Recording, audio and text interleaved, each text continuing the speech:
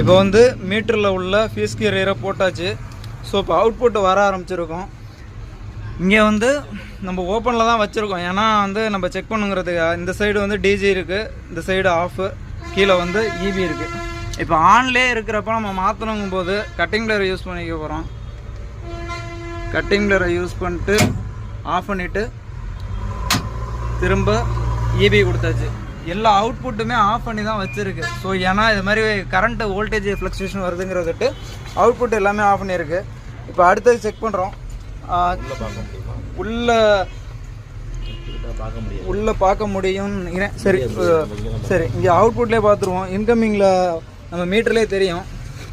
So அவுட்புட்டில் பார்க்கும் பொழுது இங்கே கொடுத்துருங்க. இப்போ வந்து நியூட்ரல் டு ஃபேஸ் பார்க்குறாங்க. நியூட்ரல் டு ஃபேஸ் பார்க்கும் பொழுது 226.6 இதுக்கு ஓகே. அடுத்தது இன்னொரு ஃபேஸ் டு நியூட்ரல் பார்க்குறாங்க, அதில் 225.3. அடுத்தது இன்னொரு ஃபேஸ் பார்க்கும் பொழுது 227.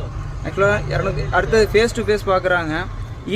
இபி சப்ளையில் இது இபி சப்ளையில் பார்க்கப்போ கரெக்டாக தான் இருக்குது. அடுத்த ஃபேஸ் டு ஃபேஸ் பார்க்கும் பொழுதும் ஓகே தான். அப்போ சேஞ்ச் ஓவர் தான் கம்ப்ளைண்ட்னு மேஜராக எங்களால் ஒரு டிசைட் பண்ண முடியுது.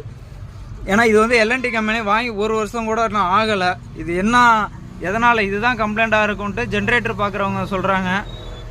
ஏன்னா இப்போ நாங்கள் செக் பண்ண வரைக்குமே, வோல்ட்மீட்டரில் செக் பண்ண வரைக்குமே இதுதான் கம்ப்ளைண்ட்டாக இருக்கும் அப்படின்னு சொல்லப்படுது.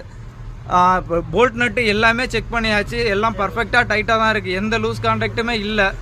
ஸோ அவுட்புட்டில் பார்க்குறப்ப இதேமாரி பிரச்சனை இருக்குது. இது என்னவாக இருக்குன்ட்டு சொல்லுங்கள்.